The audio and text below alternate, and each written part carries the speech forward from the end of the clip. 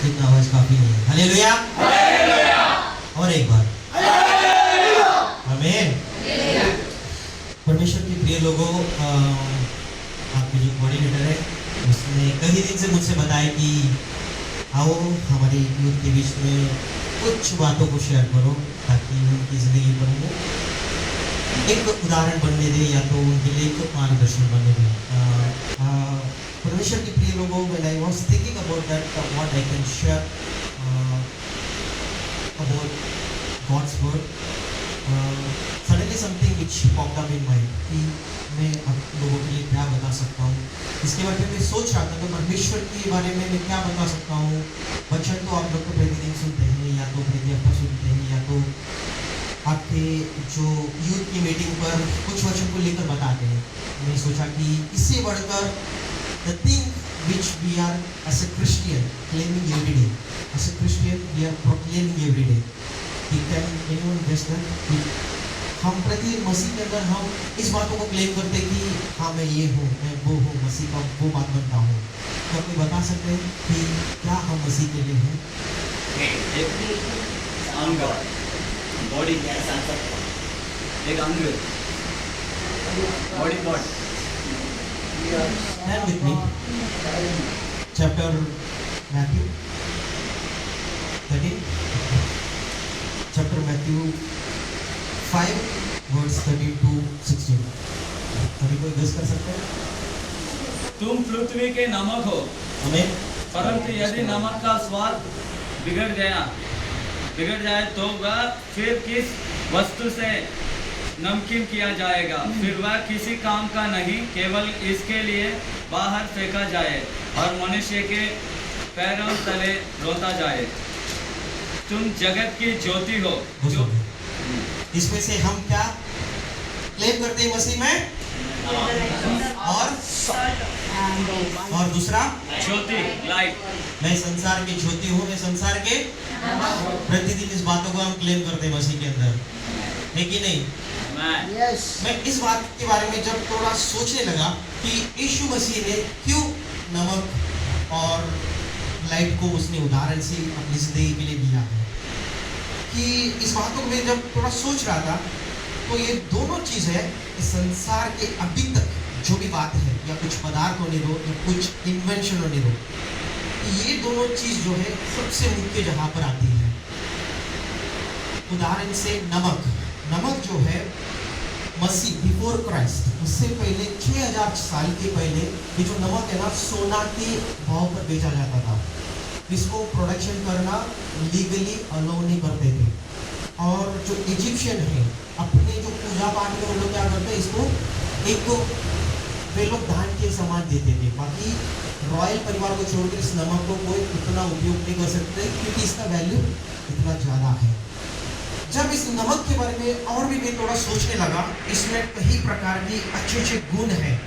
जैसे आप सबको मालूम है कि हर एक जो पदार्थ में it can add taste to the food, okay. और दूसरा नमक का और कैरेक्टर है कि ये जो है एंटीसेप्टिक की काम करती है, जैसे कि अपने सारे जो जख्म है उसे वो क्यूर करती है, ओके। तीसरा जो है इस दुनिया में ये जो फ्रिज इसे इन्वेंशन करने से पहले जो नमक को क्या कर यूज करते थे एज अ प्रिजर्वेटिव, जो भी चीज बिगड़ना नहीं है उसको नमक में डाल के रखते थे। और सबसे आखिरी में इसका सबसे एक यूनिक कैरेक्टर है कि या पानी में डालो तुरंत वो डिजॉल्व हो जाती है, बट सब चीज तो डिजॉल्व होती है, बट ये जो है ये गर्म रहे पानी या ठंडा रहे, दोनों कंडीशन में ये डिजॉल्व होती है। कुछ पाउडर ऐसा है उसको गर्म करना पड़ता है तभी वो डिजॉल्व होती है, कुछ पाउडर ऐसा है उसको ठंडा करना पड़ता है तब वो डिजॉल्व होती है। पर तो नमक इजीली डिजॉल्व होती है कोई भी क्लाइमेट में, ओके, कोई भी सिचुएशन में। तो ये 4 कैरेक्टर जो है नमक का है। तो अभी मैं आपसे ये बताना चाहता हूँ, ये जो नमक जो है यीशु ने अपनी जिंदगी पर उदाहरण से इसलिए बताया, ये जो है इसका कैरेक्टर जो है ये इंसान का एक अच्छा गुण को दर्शाती है। हमें अच्छा गुण मतलब क्या कि ये जो है दूसरों की जिंदगी पर एक मीनिंगफुल लाइफ को लेकर आ सकता है हमें, और ये जो है दूसरों की जख्मों को बढ़ा सकता है और जो अच्छा गुण रहता है वो दूसरा इंसान से इजीली मिल सकता है। उनका अच्छा कैरेक्टर रहेगा तो उनको एक्सेप्ट कर लेते हैं, जब उनके पास बुरी बात रहते हैं लोग उसको इनकार कर देते हैं। और परमेश्वर के प्रिय लोगों, ये जो नमक यीशु ने अपनी जिंदगी में बताया, ये जो है अपने इंसान की गुड कैरेक्टर को, एक अच्छे गुण को दर्शाती है। अभी दूसरा, ये जो लाइट है, ये जो लाइट को आप इस हिस्ट्री पर जब आप देख कर आएंगे, इस सबसे बेहतर जो 10 इन्वेंशन है उसमें देखेंगे तो बल्ब भी उसमें आती है। हमें ये जो लाइट है इसका कैरेक्टर क्या है कि ये जो है अंधेरा को हटा देती है। हाँ, with the help of light we can easily see everything. Okay, with the help of light we can find our way. ये किसकी कैरेक्टर को दर्शाती है? परमेश्वर की कैरेक्टर को दर्शाती है। वो अपनी जिंदगी पर मार्गदर्शन करता है, अपनी जिंदगी पर अंधेरा को हटा देता है, अपनी जिंदगी पर जो छुपी हुई बातों को वो हमें दिखाने के लिए परमेश्वर का कैरेक्टर हमें मदद करता है। नाउ माय क्वेश्चन इज, सबके लाइफ में जो हम क्लेम करते हैं कि मैं मसीह में नमक हूँ, मैं मसीह में ज्योति हूँ, क्या सच में हम मसीह में नमक में ज्योति है? कोई बता सकते हैं? Whether we are really the salt of the world or light of the world, can we say that? Hallelujah. हाँ, Hallelujah. हालेलुया तो बोलो, हालेलुया। सच है तो हालेलुया बोलो। Hallelujah. बट मैं बोलूंगा कि पार्शियली नो। या यहाँ आए हुए सब लोग मसीह को मानते हैं, that means you people are having really good character, that means you are salt of the world. But when doubts comes, when you are claiming that I am the light of the world, मैं इस संसार की ज्योति हूँ, जब इस बातों का claim करते हैं, इस बातों पर मैं बोलूंगा 100% हम नहीं है। उदाहरण से अपने मसीह को जिसने स्वीकार किया है, उनमें कुछ लोग इस तरह है कि अचानक ज्योति देंगे और बुझ जाते हैं। They are like flickering light. For example, अचानक अपने अलेक्स मेरे पास भागकर आएगा, बोले कि आ जाओ गीत गाएंगे, आज हम उतर जाएंगे, परमेश्वर के लिए वो काम करेंगे, हम परमेश्वर के लिए ये करेंगे, हम ट्रांस देंगे। बट दूसरा दिन जाके देखा तो वो अपने काम में बिजी हो जाता है। और उससे जाकर पूछेंगे कि अलेक्स क्या हुआ, तो बोलेगा कि क्या क्या करेंगे, कल तो ठीक था, थोड़ा जोश था, परंतु आज मुझे काम नहीं मिला है और मेरा ये तकलीफ है, वो तकलीफ है, ऐसे बनाने लगेंगे।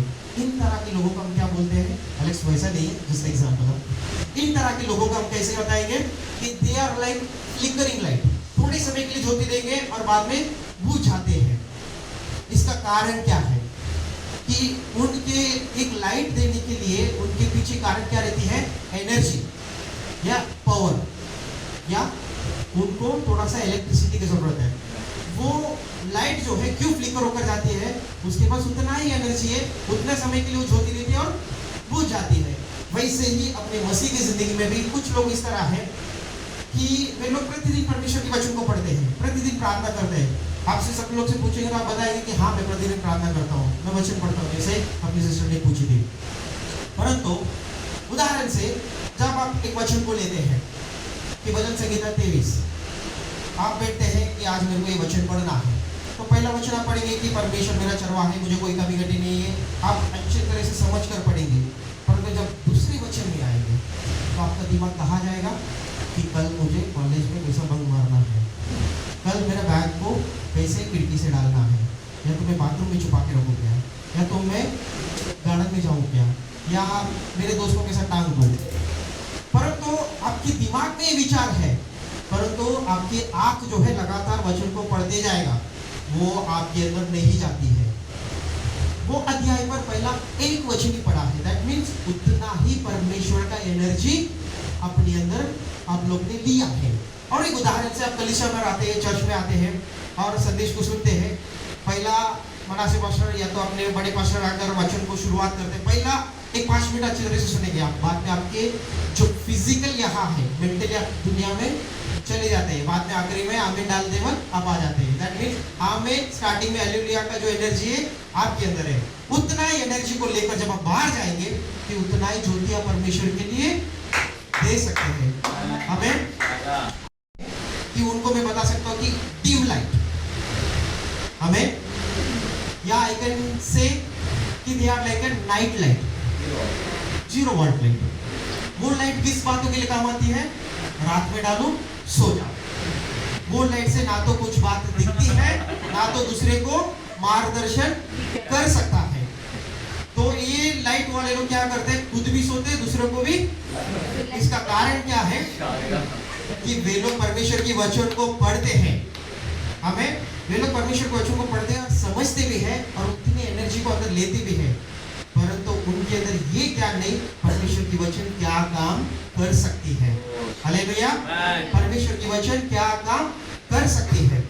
तो मैं आपसे ये बताऊंगा कि इन तरह के लोग जो है वे दूसरे लोगों के लिए मार्गदर्शन नहीं कर सकता है। तो ये बातों से हम कैसे बाहर आ सकते हैं? हमें इन दोनों बातों से हम कैसे बाहर आ सकते हैं? साइकोलॉजिस्ट कहते हैं कि एक काम को आप लगातार 24 घंटे करते रहेंगे। एक काम को इंसान के अंदर ऐसा क्षमता है, एक काम को आप लगातार 24 घंटे करते रहेंगे, वो उन काम में आप आदत बन जाते हैं। उदाहरण से आप ड्राइविंग सीखने को जाते हैं, सीट में बैठते हैं, पहले आपको ये भी पता नहीं रहता कि क्लच कब डालना है, गियर कब डालना है, एक्सीलरेटर कब देना है और गाड़ी को कब चलाना है। लगातार उस काम को करते रहेंगे ना, लगातार करते रहेंगे ना, तो क्या बन जाती है? बाई डिफॉल्ट आप जब गाड़ी में बैठेंगे आपको माइंड पे सोचेंगे भी नहीं, अपने आप ही गाड़ी कम होते हुए तो अपने आप ही गियर डालेंगे, गियर कम करेंगे, क्लच पकड़ेंगे, गाड़ी चलाएंगे, गाड़ी अपने आप ही जाएगा। हमें वैसे ही जब हम पहली बार वचन को पढ़ने को लेंगे कि कंसंट्रेशन, उसको डेडिकेशन टाइम देकर जब हम पढ़ने के लिए लेंगे कि पहला एक हफ्ता या तो 1 महीने के लिए हमारे लिए तकलीफ रहेगा कि पहली बार एक वचन पढ़ा रहेंगे, मतलब मेरे कहना है कि मेंटली और फिजिकली एक वचन पढ़ा रहेंगे और बाद में थोड़ा थोड़ा क्षमता बढ़कर लगातार पूरा अध्याय के ऊपर अपना कंसंट्रेशन बढ़ जाती है। उस कंसंट्रेशन जो डेडिकेशन टाइम पर आप लगातार करते रहेंगे तो हमें जैसे वैसे आप करेंगे तो आपकी जिंदगी पर परमेश्वर की वचन लगातार अंदर आएगा। हालेलुया। इसको हम एक आदत पर लेकर आना है, आदत पर लेकर आएंगे तब परमेश्वर की वचन अपनी जिंदगी पर अपने एनर्जी को लेकर आएगा। और एक प्रकार की लाइट को मैं आपको बताना चाहता हूँ, ये जो लाइट है कि सेलिब्रेशन लाइट या तो डेकोरेटिव लाइट। ये लाइट क्या करती है? साल में जब जब सेलिब्रेशन रहती है, साल में जब जब स्पेशल प्रोग्राम रहती है, साल में जब जब चर्च में बिरयानी या चिकन डालेंगे तब आएंगे। हालेलुया। इन लाइट या तो इस फ्लिकर लाइट को हम थोड़ा सा चेंज कर सकते हैं और इस जो डिम लाइट को भी चेंज कर सकते हैं, परंतु ये जो सेलिब्रेशन लाइट को ना तो इसको कभी भी इसको चेंज नहीं कर सकते क्योंकि इसके पास इतना सा एनर्जी है और इतना सा ही लाइट देती है। हमें ये दूसरा किसी बातों के लिए लायक नहीं है। हालेलुया। परंतु हम किस तरह की लाइट बनना है आज के टेक्नोलॉजी में बताया जाएगा, तो हम एलईडी लाइट बनना है, आगे नहीं। वो एलईडी लाइट का सबसे बड़ा अच्छी कैरेक्टर क्या मालूम है? जो भी एनर्जी रहने दे, जो भी परमेश्वर के वचन रहने दे, मैं मेरा ज्योति को सबसे बेहतर दूंगा, मेरा ज्योति को सबसे बेहतर दूंगा। तो ये बात, ये जो ज्योति है परमेश्वर का जो ज्योति है हम कैसे दे सकते हैं? एलईडी लाइट की तरह कि परमेश्वर के वचन को वचन की रीति से ही हम एक्सेप्ट करना है। We should accept God's word as it is। कि ये जो वचन है हमारे लिए एक पागलपन लग सकती है, एक मूर्खता लग सकती है, it may look like a crazy. हमें उदाहरण से मूसा को परमेश्वर ने बोला इस लाठी को लेकर उस चट्टान पर मारना, तुझे पानी मिलेगा, तो वो एक पागलपन था। लकड़ी को मारेगा तो कहाँ से पानी आएगा? परमेश्वर ने मूसा को बोला उस पेड़ को काटकर उस पानी पे डालना, वो कड़वाईपन निकाल जाएगा, वो भी मूर्खता, तो भी उसने किया। परमेश्वर ने और भी इब्राहिम को जो वायदा दिया उसने आखिरी तक उसको पालन किया, उसने कुछ बातों का अपेक्षा नहीं किया, वो एक मुसाफिर समान इधर उधर घूमते गया। ऐसे पवित्र शास्त्र पर कई उदाहरण को मैं आपको दे सकता हूँ। और जब इन बातों को वे लोग ने माने थे, चट्टान से पानी आया और कड़वाईपन पानी जो है वो मिठाई में बदला। और जो भी लोग उदाहरण से और वे एरेमिया है, उसको तो परमेश्वर ने ऐसे पागल बना दिया, उसको तो परमेश्वर बोलता था आज तो केवल अपने कमर पर रस्सी बांधकर सो जाना या तो आज तो बिना कपड़ा से सो जाना, आज तो ये काम करना, पहाड़ पर जाकर सो जाना, बाहर रुकना, ये काम करना, जो जो परमेश्वर उसको बोला वो सब उसने किया। वैसे आयुब को ले लो, उसके पास थोड़ा सा एक विश्वास था, उसको आखिरी तक उसने कायम रखा। वैसे पवित्र शास्त्र पर जो लोग सफलता पाए थे, वे लोग ने परमेश्वर के वचन को जो भी क्रेजी पाता उसको वैसे एक्सेप्ट किया, उनकी जिंदगी पर वे लोग ने ज्योति दिया। आज भी हमारे लिए वे लोग ज्योति देते रहते हैं। उदाहरण से इब्राहिम हमारे लिए विश्वास का ज्योति देता है। उदाहरण से दानियल जो है हमारे लिए प्रार्थना की ज्योति देता है। उदाहरण से आयुब हमारे लिए वो परमेश्वर के पर रखा हुआ भरोसा का ज्योति देता है। इसलिए मैं आपसे ये कहूंगा कि परमेश्वर के वचन को जैसा है वैसे एक्सेप्ट करो, तब हम परमेश्वर के लिए अच्छा सा ज्योति दे सकते हैं। हमें हालेलुया। परमेश्वर ने सच्ची एक मौका दिया है, इसलिए मैं परमेश्वर को धन्यवाद करता हूँ और बाकी के समय को प्रिय भाई विजय के हाथ में दे देता हूँ। हमें